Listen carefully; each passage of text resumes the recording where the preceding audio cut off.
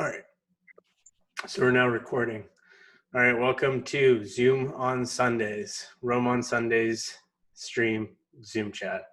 So we're going to talk about Lies We Tell Kids by Paul Graham. I didn't write a background section on Paul Graham.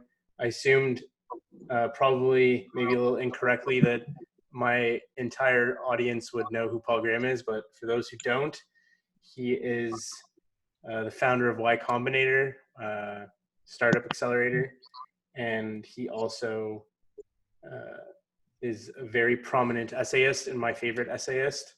And this is one of my favorite essays by him. So let's get started. So this one really spoke to me because I think I was lied to a lot as a kid. I'm sure most of you two probably were as well. And I'm sure like all of us, like we've had to unlearn a bunch of shit from our childhood because we realize you realize pretty quickly that a lot of the stuff you learn as a kid is just oversimplified in some cases in the most, I guess, benign way. And then in malignant ways, you were lied to very specifically to deceive you and deceive you in a way that's not beneficial for you in the long term. Because there's some lies parents tell us that really they're okay. You don't need to know why someone died. You don't need to know that your goldfish died. Those things are kind of petty, harmless lies, but there are other lies like telling you that your race makes you smarter than someone, or saying that your religion makes you a better person than another person. And those kind of lies, they persist, and they're the reason why we have so many struggles between groups of people, I think, because like we talked about last week with why education is so difficult and contentious, when we discussed about how we get that us versus them mentality built in really, really early, and then it becomes really hard to break it. And no matter, Holden's here, great.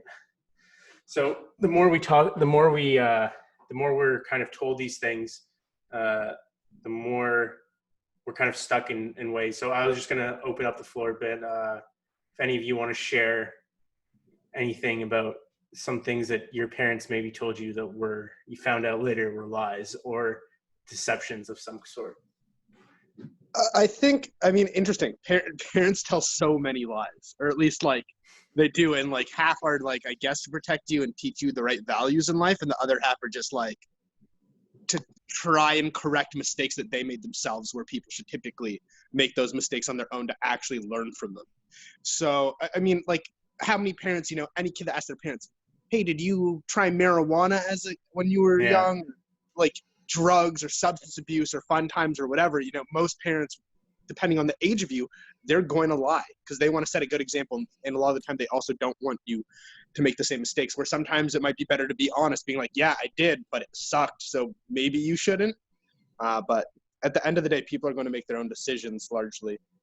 So your parents influence you only to some extent. And then, you go through your trials when you're first released. Let's say you start college and you get into the open world, and you can tell the kids who are sheltered, the kids who weren't allowed to drink, for example, those are the ones who are going to be in trouble and going a little over the top at first. And the ones that maybe had a more open upbringing, you can really kind of tell.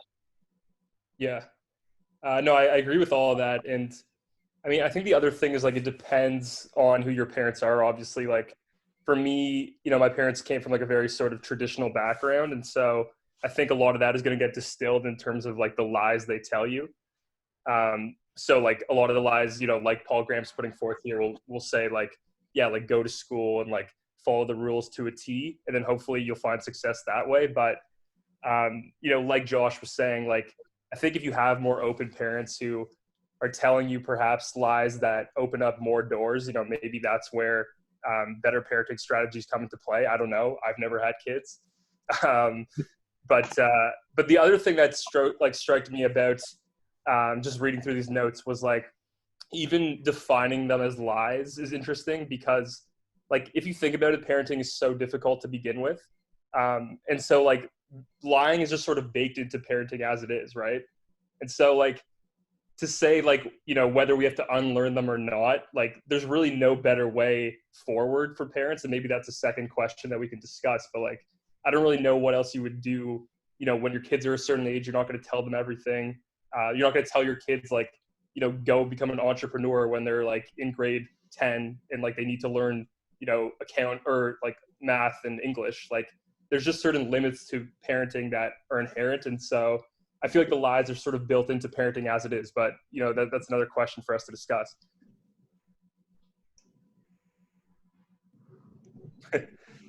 Holden, did you have something to say? Well, I missed obviously the beginning part, Yeah. but like one of the interesting thing is like there's certain lies that are like almost baked into being a parent. Like simple things like the tooth fairy and like Santa Claus. Like it's almost like it's society telling them, like parents from the start, that they're gonna have to lie. And then like eventually you tell the truth like down the line when the kids are like ready to Yeah. hear the truth. So like it's almost like baked in part of parenting in a weird way. Yeah. Yeah, it's interesting. For me, like I found that like I was never lied to about like Santa Claus or like the Tooth Fairy. Like I knew very like early on, like it was my parents doing everything. Like I was never deceived. Like they were very open with me about like for Christmas, like yeah, we're not even Christian, but like we're gonna get you gifts because it's just like the tradition of like they don't want me to feel left out as a kid, I think. Yeah. When everyone else was getting presents. But like I don't know. And I also like I wasn't raised religious at all. So like for me, some of these things where it's like your parents have to lie to you about certain things is like I don't know if that's necessarily the case. Like in some senses, I think what he's talking about in terms of like parents like hiding their own flaws, I think that's something that all parents do, all adults do in general. And I think in some ways it's bad, in some ways it's good because like at some point, like one thing that I learned when I was reading this book, Mastery by Robert Greene, and just in general, like things about mastery is that at some point it's better like in your early on to just accept whatever your master teaches you is correct and then learn to question it after you've mastered all the rules yourself. So like maybe it's better to just kind of like blindly accept what we're learned at first so we can absorb it easily, because the thing is if you're wrestling with every idea in your head as soon as you're like told it, it becomes really difficult to kind of like pin down like anything, and then you become confused because you can't, even though the world is super confusing, we have to like wrestle with that ambiguity and like the uncertainties that like the real world have. It's like, how can you, it's like, it's a very hard, like within chaos, it's very hard to teach someone. So I think like when you're younger, you kind of need that order. You need to like just trust that like the adults know what they're doing in the room, because then who the fuck can you trust? Yeah. No, I would agree with that. The only thing I was thinking about when you talked about that was, you know, even like in tribal like situations, obviously, you know, in like prehistoric times, like you weren't subject to just your own parents' lies. You were subject to like a larger subset of lies. So, you know, maybe that's better where you have like multiple mentors lying to you. So like, you know, in our examples, like you have teachers who say crazy shit to you. You have like older siblings who say lies to you as well. Like maybe like the more lies that you encounter and the more you accept, maybe that's how you develop a better worldview. But like, no, I agree with you. Like if you're questioning everything your parents are saying all the time, you're never going to be comfortable with, you know, learning anything. So I would agree. Yeah, and like same with teachers. I found that it was like it's very obvious. Like some teachers are just not that smart. And like maybe when you're younger, when you're like under the age of like 10 or 11, for most kids, like they don't notice it. But then once you get to high school, it starts becoming apparent that like the people who are teaching you. Yeah, exactly. Like the guy teaching you is just like a guy who like didn't know what else to do sometimes, you know? Yeah. So you're just like, went to teacher's college. And he's like, you know, and like, yeah, you learn that as you get older. But I think if you were questioning his teaching methods when you were younger, that wouldn't be a good environment, like you said. Yeah, it's like I question my teachers all the time, and it was not a good environment to be in my classroom. You like geometry, but he doesn't need you like questioning if it's like a square or a hexagon, like, you know. Yeah, like undermining the teacher was one of the things. Like when I was a child, like I took great pleasure in undermining the teacher, and like it probably resulted in a lot of the kids in my class not learning much at all, because like every few minutes there would be like a bit of like back and forth that would kind of pause the discussion, and like it would be more distracting, you know, than than just kind of like getting to the point and just listening to the teacher. And like it depends on the class. Like I think when you Yeah. get to university, like obviously that's commonplace and like probably encouraged in most university classrooms, but I think that's maybe where the difference between like high school and university comes. Yeah.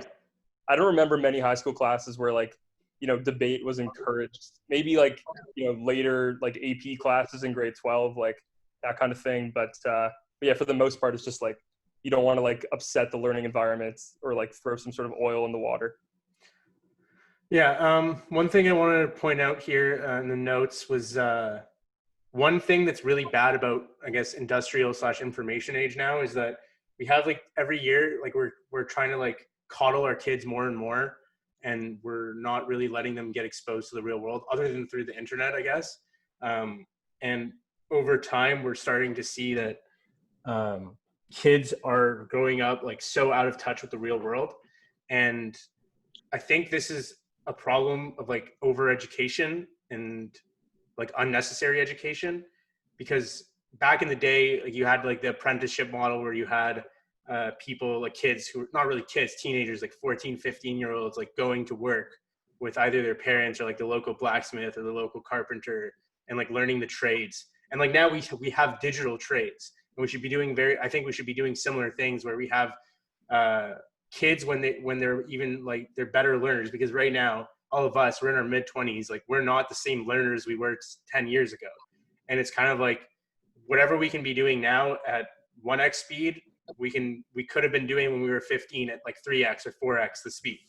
So I think it's like the highest leverage thing I think as a society we could be doing is getting kids working. I know you were saying earlier, like parents have to kind of, I'm talking to Dylan, that parents have to lie about kids like not having to go through entrepreneurship because like they have to learn finance or like English or whatever. But the thing is, like, you really learn way more trying to start a business, trying to be an entrepreneur, I think, than you would taking any class on those subjects, because then you kind of have like a direct experience in the real world rather than some proxy of it. Yeah. And I know you were talking about co-op programs. That's also conducive. I mean, like doing your own business is more conducive to the fact that you're going to learn more, because the risk of not knowing that information is a lot more high. Like at the end of the day, when you have more risk on the line for that information and to know it, you're going to probably work harder to understand it and then put it into practice more effectively, and actually have to put it into practice, which I think are like two of the biggest facets to learning, right? It's just like desire. So do you have the drive to learn it, and then putting it into practice. So that's why I think the model of doing your own business is really like a formidable way of learning above all. Really, I think what it does is like it throws people into the fire. Like if you fail, like you're gonna feel the full force of that failure as well. And like I don't know if everyone would learn that way, but I think the people who thrive in that, like that's the best way for them to learn, for sure. And then the other thing I was thinking with like the whole internet age changing things is it also provides kids a way to legitimately fact check their parents. Like if they say some sort of lie.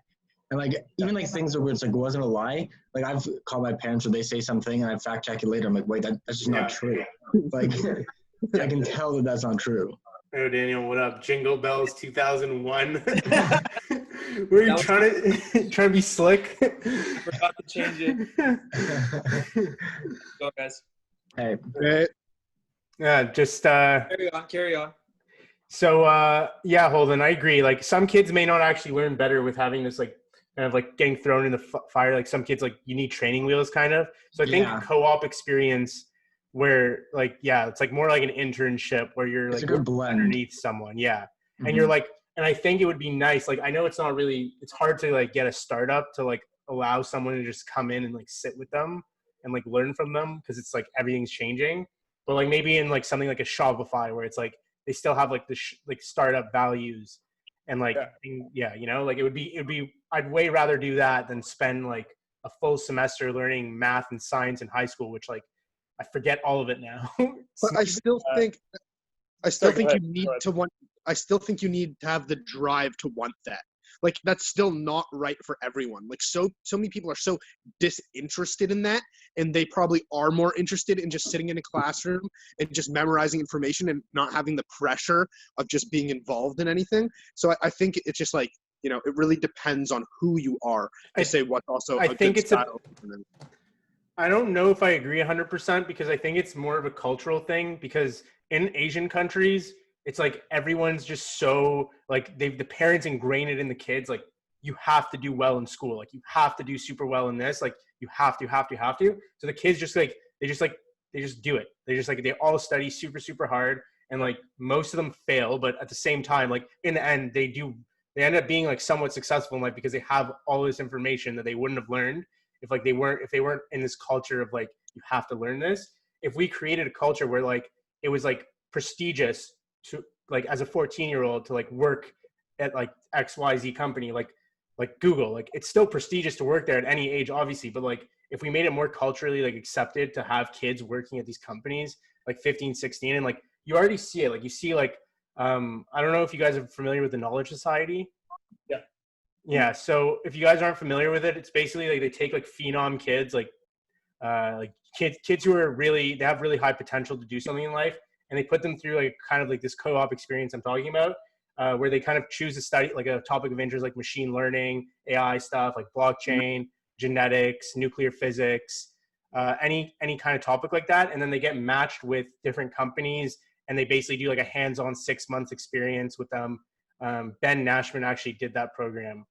And yeah, it's like you get your full network built in, and like obviously it's not for everyone this program, but like there is obviously room for everyone to thrive in some role, you know. Yeah, I think to dovetail your point about culture, we kind of miss the mark sometimes because even in Asian countries, they're very collectivist. So that's part of the reason why they're indoctrinated to study so hard and do so well is because they're sort of put into this position of having to carry the legacy of the family or to you know acquire the skills as fast as possible to be able to carry the family name. Whereas here it's more individualistic, and we try to focus on the opinions of you know the kids themselves, and we kind of put them in the center of attention. And even the conversations that we have with kids, they're scaffolded in a way at a young age where it's about them and it's about their point of view. So we kind of need to do something in between those two, like that collectivist and that individualistic culture. But also just, you know, to kind of follow up with what Josh is saying is like, they got to want to do that, right? And that starts from a few things. One of them is passion. If you can instill passion from a young age in a child, and it doesn't matter what they do, you just kind of have to figure out sort of what they're gravitating towards and try and support it in as positive of a way as you can. It's implanting kind of like inception, the seed of wanting that child to pursue something they're passionate about and do as well as they can. Yeah, I agree 100%. I think especially now with the internet age, like okay, like one lie that I'm sure all told as kids is like there's no point playing video games, they're stupid, you're never going to be able to make money off them. And right? most gamers now are making more money than lawyers are. Exactly. So like you don't even have to be that good at gaming. You could just stream and game at the same time. And as long as you're like decent and like you're fun to be around, people will want to be watching your stream. So I think the internet has shown us, like the proliferation of technology has shown us that like no matter what interest you have, if you become super passionate about it, there's going to be someone else around the world, or like 100 people or 1,000 people who are just as passionate about you about that one subject. And if you make some of the best content about it, like people will watch it, or like they'll engage with it, they'll pay for it. So I think now it's like we're really kind of like, this is such a new idea that you can be interested in anything and make money off anything. Because in the past, it was very based on what did society need from a kind of survival perspective in terms of like, we need this technology to sustain society. But now we've reached such an age of abundance that people can just focus on interests and arts and like things that they just find fun to do, and then they can make money off it.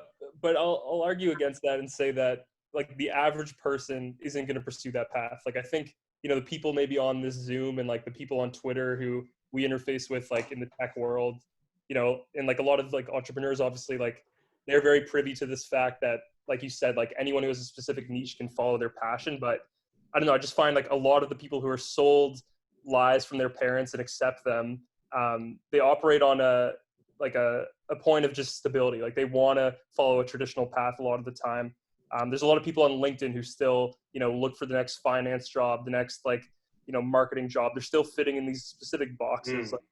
And I think when you go to like business school, for example, like they still really try to fit you in versus like, letting people explore new pathways like you're talking about. So I agree that like, for the aware person, like those options are out there. And I think that is the way the world needs to move. But there is like this industrial sort of lag that the majority of the world is still sort of stuck in. And like, I can see why, like there's a lot of anxiety in terms of, your economics and like, how you're going to find a job in a competitive, probably global economy in the next few years where you're competing with people from all around the world. So I could see why people have anxiety around following their niche, but like you said, like, I think it is where the world needs to go. I don't know if it's for everyone at this state.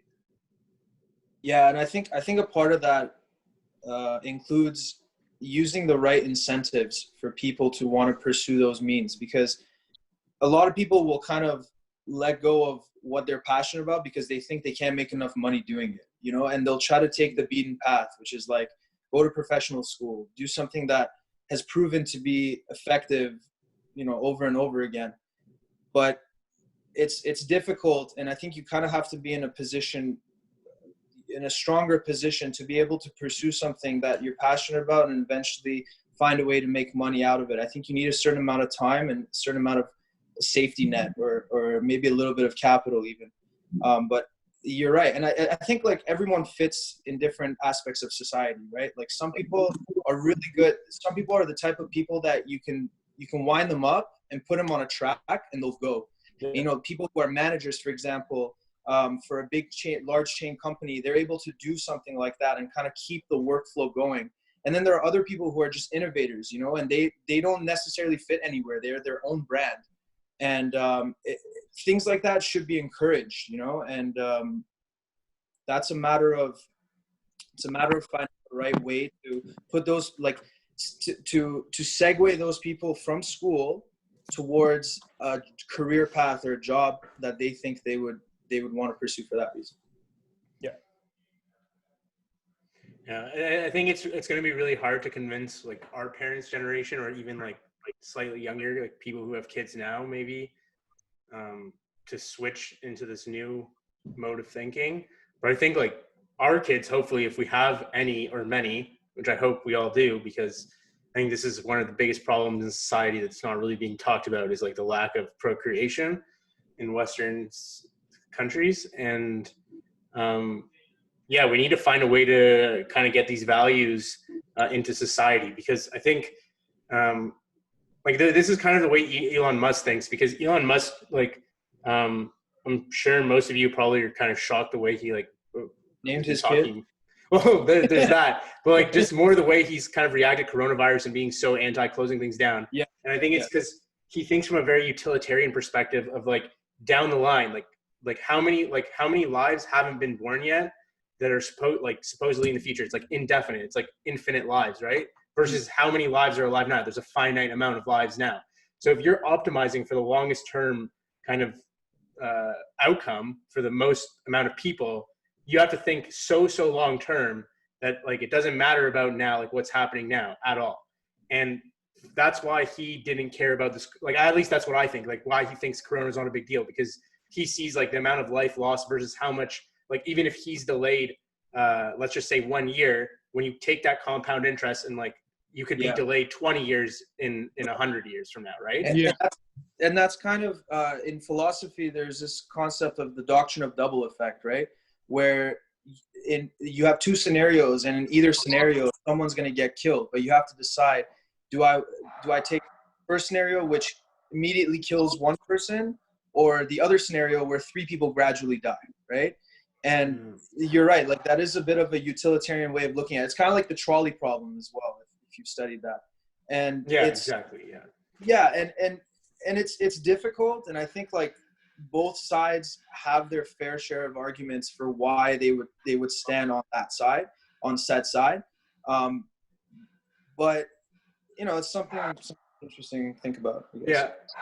Just to reel it back in, I was going to tie it to the point that the highest leverage things we can do as a society is educate people during the age where they're able to learn the most, and where we can set them on a path for success. Like for society, I think that's like our best bet, because no matter how much I try to teach myself to become like a good coder, I'd be doing 100 times more good if I taught 10 kids how to become coders at the age of like 6 or 7, because then the compound interest of 10 kids growing with that passion for coding, with that passion for knowledge, it's like so much more valuable than myself just like getting good and doing something for me, like getting rich for myself, or like getting knowledge for my needs. So I think that's kind of what drew me to education in the first place, because it's very high leverage. And I think that's what we need to focus on. And I think this essay specifically kind of hits on this point. This whole he has a whole section on identity. And I think that's where that's the lever point. That's the part where you want to kind of like push on people. If you give people that identity, like be tolerable, be open to new ideas, follow your passions, or like get good at like learn skills, because getting passionate about something means being good at it. And it's kind of like a positive feedback loop. So you need to actually like be good at something. You can't just be passionate about you can't be passionate about consumption. Let's just say that. If you're passionate about something that's like productive, like that's great. But if you're passionate about consuming things, unless you're producing something out of that consumption, it's an addiction. It's not really. It's difficult to kind of map that trajectory of like if someone is on that path of consumption, at one point do they realize, listen, I want to figure out how to create this, as opposed to just being a producer as opposed to a consumer. But on that point about identity, the fact that Graham argues that identity could be a very sticky lie that we tell kids. I want to kind of argue I'll take devil's advocate, I guess, just to say, like, I do think there is a necessary evil to having that identity, because that's a part of how we socially integrate with others, right? And that's it's a very important marker for how long we live and the quality of our lives. Like, to be able to have this identity that, hey, I'm a Persian guy, but I'm able to coalesce with the rest of society just fine, no matter where you're from or who you're with. So I totally get that point that Graham is making. I just like to argue the other side of it, to say, like, we should celebrate our identities, but we shouldn't be overly dependent on it. I think when we become over dependent on who we are, we kind of limit ourselves, right? And that sort of feeds back to why people don't do certain things that are so difficult. Like, let's say coding, for example, myself included. Like, I've tried getting into it and I'm just not good at it, right? But I like to read about it and explore it just because it's a fascinating topic for me. I think a lot of people don't touch those kind of things because they already have this preconceived notion, this schema of like, that is difficult and I have to have a certain type of brain to do that thing. And I think that's wrong, right? And I think that applies to a lot of things. Yeah, it's like the whole fixed versus growth mindset. And I think that's one of the biggest lies that we're told as kids, is kind of like, we're told that like we're not even told directly this, we're told through our grades. Like, most people get around the same grades like their whole life. So like, if you're getting bad grades your whole life, unless you're supremely confident in yourself, you might think you're stupid. And like, you might think that you're just like stuck being this person, right? And then on the other side, the flip side is like, you keep getting high grades your whole life, you think that you're smart, and then you become overconfident in what you know, and you think that you can do things because you got high grades. So like, both ways are limiting, and like, grading people kind of in general is limiting, because like, you're assigning them kind of like, you're like degrading them as a human being, because you're like quantifying them in some way.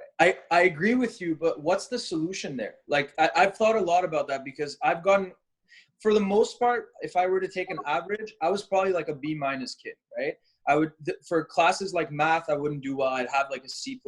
And then in writing courses and philosophy, I'd have a little bit of a higher mark. I'd lean towards like the low 80s.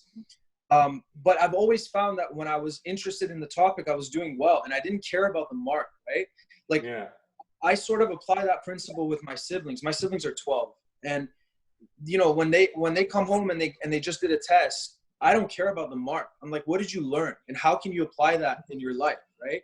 Yeah. This is what we kind of fail to, and I don't want to speak for everybody, but like I see a lot of parents kind of pushing the wrong mentality on kids. It's just like put this pressure on them that they have to get certain grades, otherwise they're not smart, and those grades reflect their intelligence.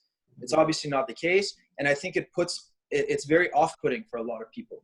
I completely agree, but like at the same time, it's up to the kid to we don't give kids enough credit at the same time though. Like kids should be smart enough to realize grades don't matter. I never gave a fuck about grades. I knew grades mattered when I had to get into university. So in grade 11, I went from being like a 65 student to a 95 student in 1 year because I knew it was important.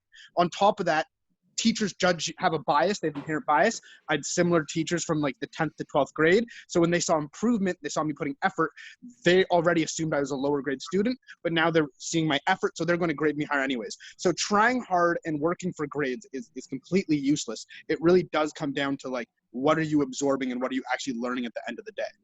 Yeah. I mean, yeah. I don't know. That's my 2 cents. Grades suck. Don't you think like the concept of grades just like helps instill discipline in kids though? And like if you're gonna learn something really well, you're inherently gonna get really good grades in it. Like I don't know, like I got pretty good grades. Like I was never like writing tests thinking like I need to get a good grade. It was more like I want to learn this concept if I like it, and like if I do well, I do well. I think that's the better. Yeah, I'm the type of person that's just like, fuck that. Yeah. Even in university, I go to an exam and I know that I need a 60 to pass this class. My final exam is worth 20% and I'm going in with a 90. I'm going to write one answer on that exam and I'm going to walk out because my grade doesn't matter. I'm never going to show that grade to anybody. It's not an evaluation of my knowledge because I do not care. Sure, I'll do my presentations and stuff and I'll kill those, but like a grade in an exam for myself, I don't feel that that's a representation of my knowledge and my understanding of the course for them to decide that. Like my time is better valued sitting at home smoking a bowl and not sitting in that room for another hour. Sorry, this is recorded. There is something to be said about it, like embracing the discipline to do something, to kind of go through the ringer of taking this fucking course that you know that you're not going to be interested in or you're not going to use at any point, but you're trying to do it because obviously the system as it stands has a GPA system and you're trying to like reach a point. So you go and take a bird course that you don't necessarily care about. But I mean, there is also that side of it to say like, you are instilling discipline within yourself. You're able to pursue something like that and do well in it as it is framed, you know, in the framework of university. And so, yeah, I think there's an argument there for that. I think the best way to kind of grade people is more like how much did you improve from last time? So, and it should but be if they weren't kind of putting any effort in, then are you just grading people on effort? You could game that so hard as well. Well, that's what I did. I literally, like, my goal is to get, even in university, if you don't think you can game university, you can obviously game all these things, but if, for sit example, in the front row, raise your hand and ask the professor how their kids are doing, and you will have 10% higher grade than anybody, regardless of what trash you handed. It's simple. If everyone just did that, then no one would get higher grades. But like, if you can just think about doing those simple cheats in life, you'll go a lot further. And like, I don't know. Well, I also think sorry. What? I think there's also a huge thing with like how good the teacher or prof is at writing a test. Like I've taken tests in university and school where I wrote it. I'm like, wow, that was like a really fair assessment of my knowledge of what I learned. And then on the opposite end, I've taken one. I'm like, oh, they're just trying to make us pick out random facts from the textbook because this like subject is inherently easy. They just need to find a way to get their bell curve. So Exactly. Yeah. Purpose and part, and that's a very political thing that education systems have, is that they don't want to make it too easy, because what's the point if everybody's passing the course? There is no prestige in taking that course, right? Like you're supposed to have this difficulty curve that would it would sort of it would justify the amount of tuition that you're paying, even though the fact is that tuition prices have continued to go up and we're still getting the same amount of education as we were 10 years. Obviously, like now we have the digital integration with things, but they haven't even properly integrated that, right? Like if you look at government now, this is sort of, I don't want to veer off too much, but with the infrastructure that we have right now with government, and that's kind of closely related to education, everything's in the Stone Ages. Like right now, I can download this app on my phone called Tiny Printer, take a picture of something, PDF it, put a digital signature on it, send it halfway across the world. But then when I'm applying for like a renewal for immigration papers, it takes them 7-8 weeks just to respond back to me, right? Yeah. And it causes a lag in the system, and that all comes back to infrastructure. We're just slowing things down and not letting people kind of get about with their lives. Yeah. And I don't want to go too much into that, but that does have a little bit of relation with how education It's too much administration. Yeah. It's the same in government, like too much regulation. Yeah. But that's a different topic. Yeah. And I think this is the issue is like you try to make one fix an education system like this, like you try to fix grades, and then you like set off this like whole cascade of like other problems that arise by trying to fix it. And this is like the issue with trying to like change practices within like already entrenched systems, like working systems. And the best way is kind of we got to rebuild the education system from scratch, like from first principles, and like find out like what's the best way for people to learn the fastest, and like what knowledge is actually worth knowing, what knowledge, like what are like the foundational things that everyone needs to know to like get around society. Like we need to like kind of like agree on that, and then we have to find out like what are the things that like might be important in 10-20 years from now that we don't actually like know about, because society is accelerating so quickly, like technology is, at least, especially like in terms of computers. So like, do we have to make sure everyone is computer literate? But like at a certain point, there'll be a point, and it's coming very soon, where the utility of average coders will be negative, and already we're reaching that point. And it will only make sense to have like extremely, extremely good software programmers making no code tools that the average person can create like enough value. Because this is kind of like based on this idea that like once you reach a certain critical threshold of like amount of something, then other things just become trivially easy. So all the technologies for the iPhone, for example, they all needed to reach like a certain like threshold for the iPhone to be able to be made. And then you saw once the iPhone was made, you had like all these other phones, like they all were made based on the same thing. And this is kind of like, we're reaching that point with no code tools where you're going to be able to make any web app with zero coding knowledge, almost like to the same degree as like 5 years ago, you were able to custom code something. And like, so the gap between what you're able to build with code and like without code is shrinking. And like, maybe it's not important for kids to all know how to code. Maybe it's more important for them to like learn how to use tools really quickly, because that's the big thing. Is what I'm noticing now is like, once you become like a power user of a tool, like start using it every day, you kind of want to minimize those like little interactions, for example, that used to take 5 seconds. Like it's okay if it takes 5 seconds if you're using it once a week, but like if you're using it every day, like you need to minimize that. So like you have to learn all these keyboard shortcuts for all these tools. And I think that like learning keyboard shortcuts really quickly can make you a 10x, for example, product designer or a logo designer, graphic designer, or like even like a note taker, like a knowledge management person or like a knowledge worker. If you're able to like learn tools really quickly, because I found that like learning tools is actually much more important than like knowing like how to code a specific thing, because like you need to configure your environment, configure your tools, like.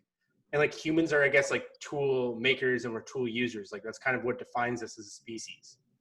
Yeah, we're always pioneering the next thing, and there's always going to be resistance when change occurs over a long term like that. Change is often gradual in that sense, because inherently creating new tools is disruptive to the market, and I think that's where anti-fragility really comes in important. Like Taleb talks about this all the time, where he says like a system has to adapt to resilience as opposed to just being resilient to stressors, right? Like we shouldn't be. I think like going back to your point about education, I think there are a few key things that we can incorporate almost immediately, like what kids should be learning. Personal sustainability for yourself, like being able to do basic things like cooking, like being able to garden, being able to appreciate nature. I think those are, because like the environment is a huge economy itself, right? And I think we've kind of missed the point in schooling with that. Like, what the fuck am I going to do with the Pythagorean theorem or Shakespeare? You know, like, I'm not going to, there's very few applications that I don't want to like downplay those by any means, but there are other more important things to be addressing, right? Like, mathematics, you know, applied mathematics, I think is really important. I think if you plug it into something, you give, because people understand narrative a lot better than they do just, you know, a bunch of points like PowerPoint on the, you know, on the projector, the way that a lot of schools do it. And the teacher goes on in monotone, like to the next point, you know, whatever. I think when you actually create a narrative for how those things fit together, and then you apply that to the student themselves, I think that does a lot for them. And now my next question to what Bardio was saying is, like, I had read a while back that we should forget about school years, but instead group kids who are relatively on the same intelligence, I guess you could say, in the same range or in the same gradient of intelligence together, regardless of their age. That would be, would that be a more cohesive learning environment for those students? It would be cohesive, but people are too sensitive. Yeah. People are way too sensitive about their intelligence. Well, Like, you keep finish and I'll come in after. yeah, no, I just think like in these discussions, it seems like a lot of these people who have opinions on education, they have this idea of like a perfect education system, or that there is this kind of idea of like, you know, there is a better way to do it. But it's so hard to say because like you'd have to cater so much to the individual. You'd have to cater to like background of economy. You'd have to cater to level of IQ. You have to cater to interest. Have to cater to learning style. For that perfect education system to be there, it has to be so customized, and it can't be a blanket. People are also then so fragile. Like the direction we're going into as society is like people are so self-conscious about everything. Half our school, I think in the future, half the school year is going to be about like learning how to be happy, how to not be mad, how to treat your wife. Like that's going to be a part of education now because people are seeing so clearly how other people are living and questioning how they're living themselves to such an extent where everyone's just having an internal fucking shutdown of how to be themselves. Yeah. Sorry, that was unrelated, but. Sorry, just to pipe in here, I agree with that point that like you can't make it too specific or else it gets like beyond postmodern. And to I don't know his name, Jingle Bell's point. Daniel. Like when you think about like early education, like it's basically just like it's a buffet for the masses, right? Like they're not optimizing for like the individual's interests. It's basically like, so like, you know, we'll show you Shakespeare, we'll show you some fucking Pythagorean theorem, and then like you get to pick out what you like from the buffet, you know? True. And then like, you know, you could argue like that's a pretty good method because like otherwise, you know, we're doing what Josh is saying. We're teaching kids like how to be nice to their wives. We're giving them like, you know, quizzes on like what they would like to learn, and then every week we're iterating. Like you would make a teacher's life a living fucking hell. Like, you know, I think at that point, then just homeschool your kids. I think so. There's actually a point there where I would say a lot of the education is actually hinging on the family and what the family is teaching the kids outside of school. I think there's just a balance of that, and you're right. Like it would be very difficult to be able to kind of stratify students based on that, you know, that's where wealth comes into play to such a heavy extent because parents who have to work more, who like can't work whatever, who can't spend as much time with their kids, then they just don't get an education. That's true. Yeah. And a lot of that, I'll tell you what, I personally think that if we speed up some of the infrastructure problems that we have,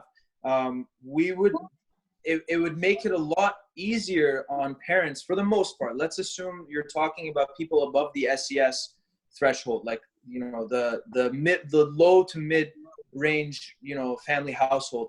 I think those guys, if we had the right infrastructure to give them funding and support, and you know, where's that funding and support going to come from? It's going to come from cutting back on a lot of unnecessary regulation that we don't need. And these are all guys, like, this is not easy, right? This shit is so complex, but it's something that you can pursue over the span of 10, 15 years and really make a dent at it. And at that point, then we can encourage, you know, more families to be able to have more time to spend with their kids and not be so detached from them to say like, oh, you should do this. And instead of saying you should do X and Y, the parents will then have more opportunities to actually engage in X and Y with the child. Yeah, ideally, I think like getting kids to spend more time with their parents is probably better, because like if you think about it, it's kind of fucked up that like the majority of your child's like the way they've brought up isn't by you, but it's about like random, usually people who are at like the bottom of their class, like who don't really like know much. And you're like spending all of this time with your kid, like telling them what to do. And I don't know if that's like the ideal model, but yeah, like you're right. It's hard. How are you going to get parents like who need to work more than ever, and you have like two working parents? That's why being wealthy is such an advantage, even just there. If you're wealthy, you can choose what neighborhood to move in. You can choose what school district to be in. You could even pay more and go to private school. Versus like someone who's, inner city, they don't have that choice. There's no selection of where to go. We're stuck with that cohort who are stuck with the similar people in that similar mindset, and popping that bubble just becomes so much more challenging. I think I'm going to argue the other side of that. I think that a lot of intelligent parents, in my opinion, would argue that wealth is actually contingent on the child's education, right? So even if you come from, a low social standing, it's true that if the parents are working double shifts and they're not able to spend time with their kids, that can be a huge problem. But I think there's something to be said about the fact that information and technology is so readily available now that you can go to the public library down the street or 2 blocks away or 3 blocks away to kind of get your work done, have internet access.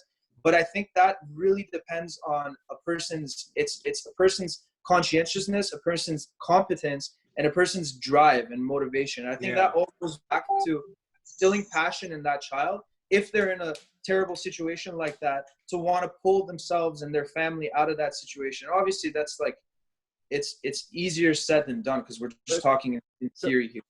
Sorry, aren't you going against what you said about Paul Graham's point on identity? Because like those 3 things you just mentioned are literally a person's identity. Yeah, no. So what I'm saying is like the point about the identity is to say that we should celebrate our identity. So if I'm coming from a low SES background, it's not necessarily that I want to go around preaching that, hey, listen, I started from the bottom, now I'm here. But it's to say that I know where my roots lie. And for those reasons, I have certain philosophies that are instilled in me that will never change. So for example, I'm not going to sell out for money. I'm not going to sacrifice my, let's say, wanting to pursue a passion or a degree that I know that I'm going to love, not just for the money, but because it's actually something that if I were to stop being paid for it today, I would continue doing. So I think identity plays a role there. Obviously, it's very important, but we shouldn't be dependent on it. I think a lot of people, to kind of supplement this, a lot of people take that identity of being poor and use it as a victimization tactic for themselves, to give themselves an excuse to say, oh, because I'm poor, I'm not able to get access to these things. Woe is me. And, I don't want to completely say, pull yourself up by the bootstraps, but I think that there's a level of initiative that needs to happen from the person. And really, it's nobody's fault. Some people are wired the way they are. Some people just have a terrible background with families that don't teach them these things. But I think when you expose yourself more and more to the right things, and I think people know what the right things are, right? Hanging around the right people, even if you're from a poor background. Because, I've grown up in very different environments. I've moved a lot throughout my life.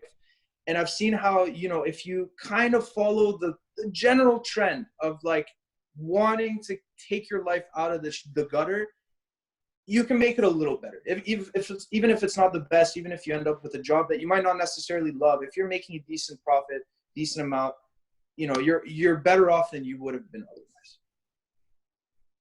Yeah, that's a good point. I mean, the only thing with identity that like I think about from like a different perspective is like, is it worth people cultivating, like you said, like their inherent interests that they would do if money wasn't an object? Like I associate that with identity just as much as like your own economic standing. And I think there's something to be said there. Like when we're talking about early education, like it is worthwhile to like first be attracted to a specific area before you like dive in and like really give it your all. Like I think that's what like early education gives you, and like and like a good parenting structure gives you. But like you said, like if you're using your identity in terms of your economics as like, oh, woe is me all the time, like you're never going to get ahead. And so I agree. There's different levels to like analyzing the identity piece here. For sure. And I agree with your point that we often have to kind of be put into positions of casting. We are a wide net, and we're being cast out into the ocean, and we're catching a lot of things at the same time, like Pythagorean theorem and Shakespeare and so on and so forth. And you're right. Like that's part of the self-discovery journey, right? To figure out what you like and what you're passionate about. So that's true. I think the way that we teach these subjects to young kids is really turning them off. Like, for example, like if you don't understand like the Old English, like you're trying to read Shakespeare, like it doesn't make sense. Like it's just awful.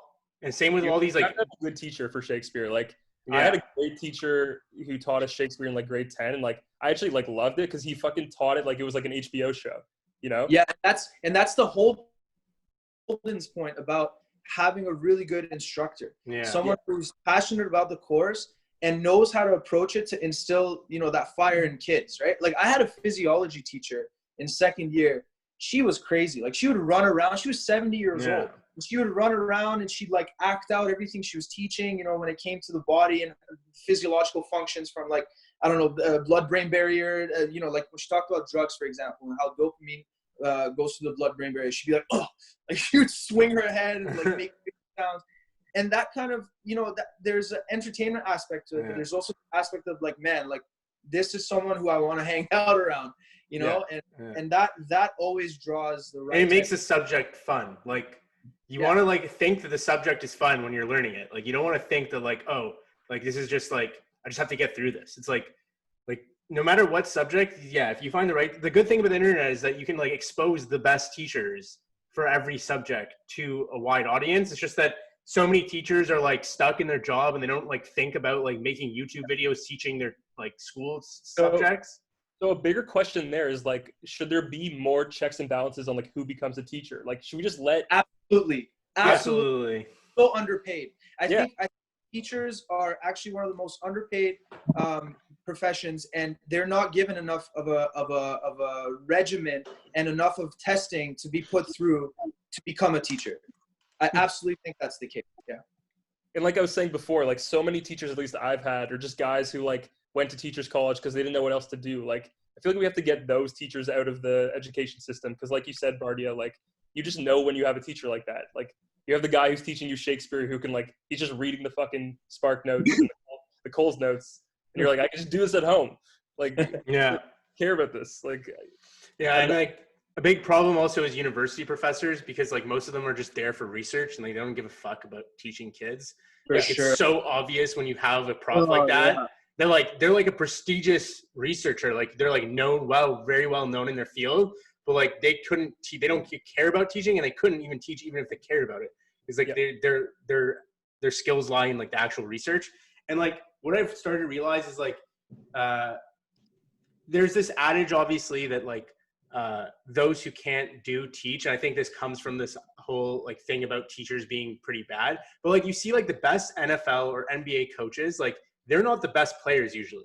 Like the best teacher is not necessarily the best doer. They have to be able to do it. But like there's some people who are just so good at like empathizing with that person that they're teaching to know like this is where their gap of knowledge is. This is, I know how they get motivated, how they get discouraged. So I'm going to like tune what I'm saying to that person. And I think with the internet, no matter how good the teachers are on the internet, they'll never be able to do that unless they have like that one-to-one connection. And usually like you can see it in person because there's so many nonverbal and like behavioral cues that you get when someone's getting discouraged or like they're getting it, and you don't get that online. Like you can get some of it online if they explicitly write to you like, oh, I'm not getting this, or like, yeah, I understand it. But like you don't like viscerally as a teacher like feel it unless you're in person. Like you can tell immediately when you're in person like someone's not getting this. Like it's so clear. So and I think go ahead. So I was just gonna say like I think it's gonna be like I think the future of education will be like this mix between having that like those lecture style online who like the best lecturers, like it doesn't need to be personalized, but then you have this like kind of like almost a homeschool group, or like let's just say like let's like imagine like a utopian like ideal education where like you you have like this like neighborhood teacher who, like, let's just say you're living in a rich neighborhood and they get paid like $250,000 a year by a group of like 5 parents who are like, they're all friends. They want to have like their kids grow up together and like learn from the same school. So like there's like, they create like some kind of like there's like a universal education kind of like resource book. And like, obviously there's the internet and you can draw from everything, and then use that to have like this teacher do that one-on-one. And with 5 kids, like that's the perfect size, because there's not going to be much politics within the group with just 5 kids. And like everyone's getting like a sufficient amount of time with just one-on-one with the teacher.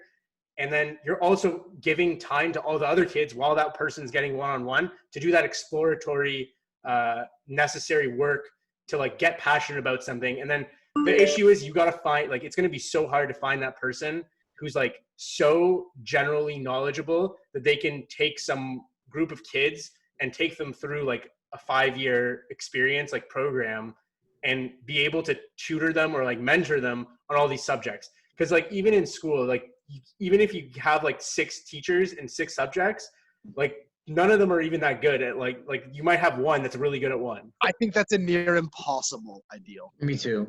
Just because like you're telling me that for, you know, even let's say you need an amazing teacher for every cohort, because they are literally going to shape all of their pupils. They are defining and shaping through there. That amount of time, like the good thing about having a bunch of different teachers over a bunch of different classes, if one sucks, the odds will be in your favor, right?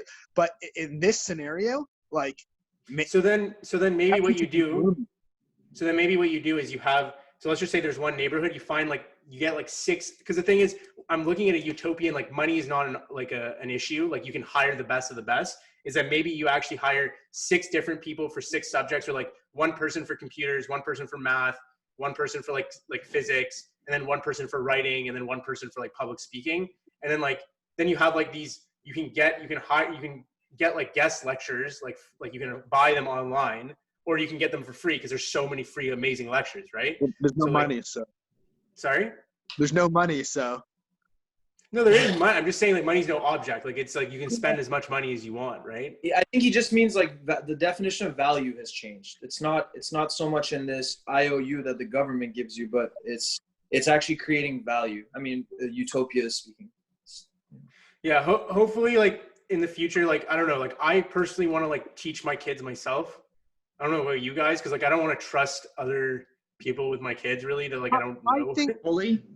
I think it's important, like for your kids to learn information that is wrong. It is good in a sense for them to, like, you're going to provide them with incorrect information or things from your bias that might not be exactly correct. I mean, it's like the whole point is like there should be multiple sources. Well, that's why you have the internet. Yeah, but like, sorry, go ahead, Josh. No, I just think like I don't think teaching your own kids is a good idea for a bunch of reasons. Those are just like other things, but like socialization and a bunch of other reasons. But like, it's good that they have their teachers, but then they also have you as their parent or guardian and another source of information as a separate entity from education.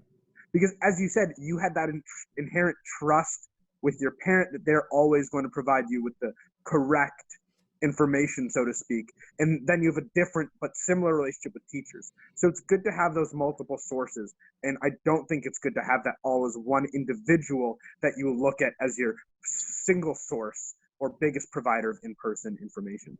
I mean, you still have the internet, I know, but I think this is really dependent on the sample you're talking about. If we're talking about, I'll use my siblings again as an example. Like, they're 12 and we were playing Monopoly. We've been playing Monopoly for quite a bit over the course of this quarantine. And the main reason I've been doing that with them is because it encourages them to do simple math in a fun kind of in a game setting, right? And I'm also teaching them negotiation skills and bartering skills to be able to kind of, you know, get a sense of how trade works, how to use, you know, certain I think it goes without saying, like, there's, you know, just the economic tactics, quote unquote, that you would use in Monopoly. And I think that's one of the really effective ways to teach, is that to kind of make it seem like it's not really teaching at all, and more so just an application of various applications of tools, kind of like what Bardia said, in a real life setting. You know, I think as opposed to teaching someone, okay, finance 101, why don't you teach them how to deal with taxes, how to file their own taxes, how to fill out mortgage mortgage applications, how to get their driver's license. It's just all kinds of things that you do on a day-to-day basis. I think those types of things we should be teaching our kids actively outside of school, within school as well. And then, you know, for the more sophisticated concepts, that should be sort of approached as, let's explore with this child what they want to do and what they want to pursue. And I think, like, okay, I'll give you guys an example, right? I personally think that music is one of the most important things to teach a child, because it's been proven that it creates neuronal connections that you wouldn't otherwise have, very similar to learning a new language. You know, kids who are bilingual, trilingual, they tend to have a larger area in their brain for language. I mean, you can go as far as to say like larger Wernicke's area, larger Broca's area. Can I speak to that for a second, that music thing? Because my parents say that all the time. I did 9 years of violin and 7 years of piano. You will never find someone who is worse at either of those things who've even spent a quarter of the amount of time as me, because I never liked it, so I never absorbed it. Because my motivation was never there. Why do you? I don't think I gained that benefit. Probably forced into it, right? Like that. Yeah. Parents want it, because that's what parents do. You know, like I think all parents are guilty of that, or they just want to throw their kid into something. But that's my problem with homeschooling. You think you know what's best, and it's really hard to make that decision, which in my case maybe should have been after 3 years of piano or 5 years of violin, that, hey, this isn't for him. Maybe we should, you know, try gymnastics. On the opposite end, I took up saxophone in grade 6. I played for 10 years. My parents were never like, go play saxophone. But like when that shit happens, like that's a magical experience. And like you get a learning curve that like you can't get in many other ways. Like Daniel was saying, like you get that from language, you get that from music. And like the first few years playing, like my parents will tell you, like, I don't know, I was fucking like shit, like you probably, but if a kid wants to get through that themselves, there's a ton of utility there. And so, yeah, like if you're still doing the thing for 9 years, just to like appease your parents, like that's a problem. And like, just to come back to this essay, like if that's a lie that your parents are still giving to you and feeding to you every day, like go learn, you know, if it's finance or music or whatever, like stop learning it if it's not like connecting with you. You know? Yeah. I think it's because there's some things that are not legible about music, about how to teach music. Like it's not very obvious how to teach everyone how to do music. Yeah. So most people don't learn it unless they're naturally inclined to it. And when you like, for example, like rhythm is something that they don't teach as well as they should, because it's like kind of the fundamental of like music, like human music. And it's actually rhythm is so deep, like it's so deeply etched into us. It's not just the rhythm of music, it's like the rhythm of your body, to understand how to move. And you can apply that to exercising and working out, and you can apply that a lot of I think I jumped into someone's. And actually what Daniel was saying about this kind of rhythm thing is like rhythm's so built into us that like I remember I was taking a course about like how to learn, and it was actually being taught by a music teacher, and she taught these kids who couldn't do a coordinated activity, like basically like slapping their hands to their like thighs while they kicked up their feet. The kids that weren't able to do that were doing much worse in like other subjects as well. But as soon as they learned how to rhythmically do this kind of like body pattern, they were able to do better even in their other courses. So like we don't even know kind of like what we're missing by not knowing how to move rhythmically or like sing or dance or do any of these things. And this part of the blog club that I was talking about earlier, we actually were talking about an article called Music as Part of like Human Evolution.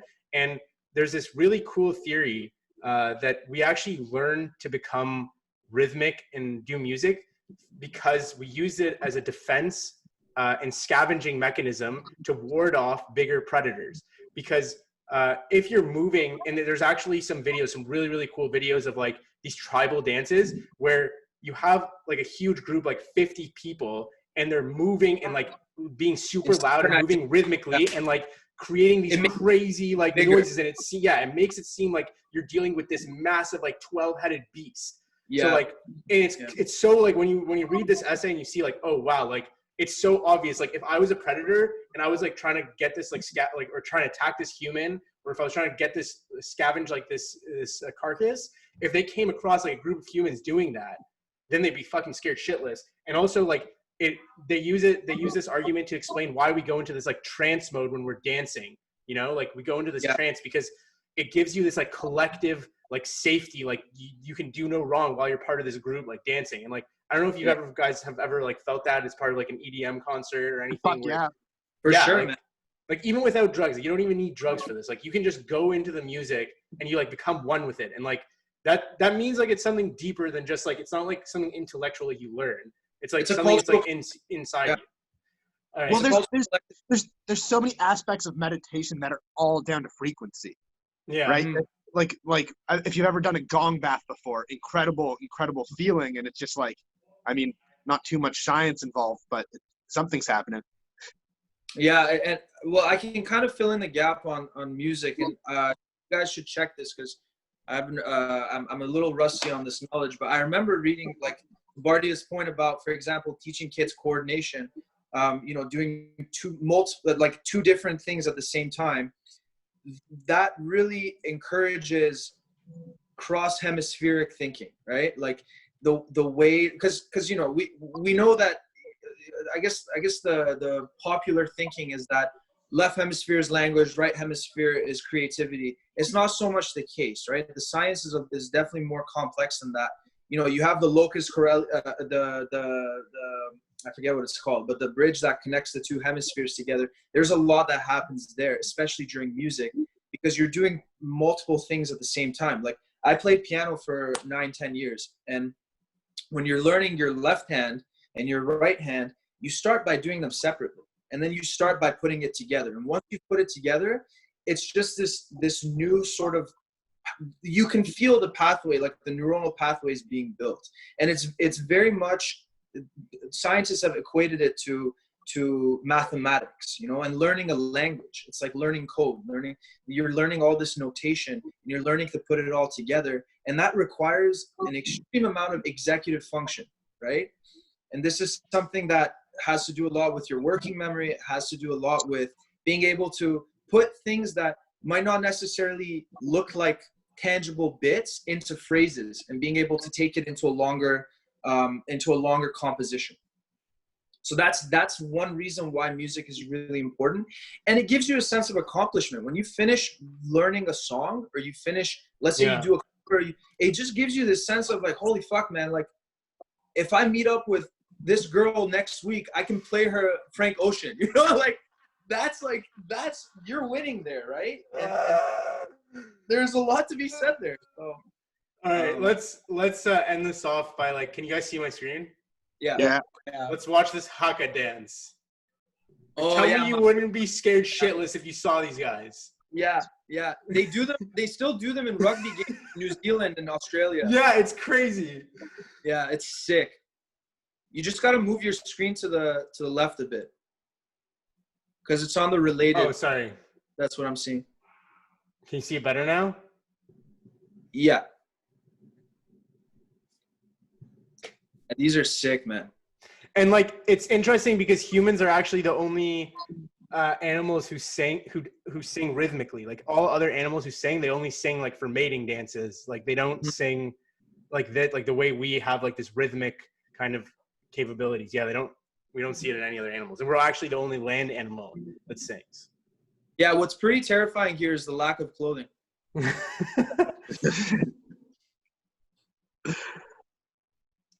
And those piercings gotta hurt, right? And those colors and the loud noises, like. And you gotta have a big tongue. It's mandatory. All right, guys. This was really fun. Hope to see you guys all next week.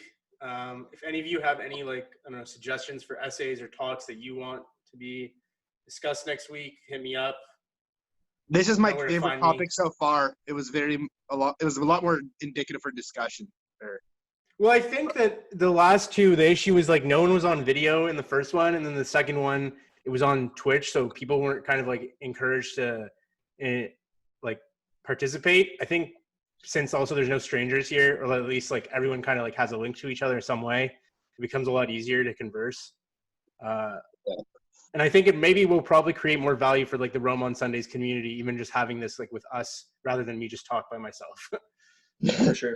For sure. So maybe Yeah, we'll ban strangers next time. we'll just All right. bash them the moment they Yeah, enter. exactly. All right, guys. You're wrong. You're wrong. You're wrong. Peace. All right, guys. I don't know how to end this. Just end the recording so we can go into some Catan. No, I need to find a way to end this Zoom because I don't know how to end this. You just All right, see you leave. guys. Take it easy, guys. I don't know. I don't Peace. know how this works. You should probably. Oh, okay, now I can land. All right, peace.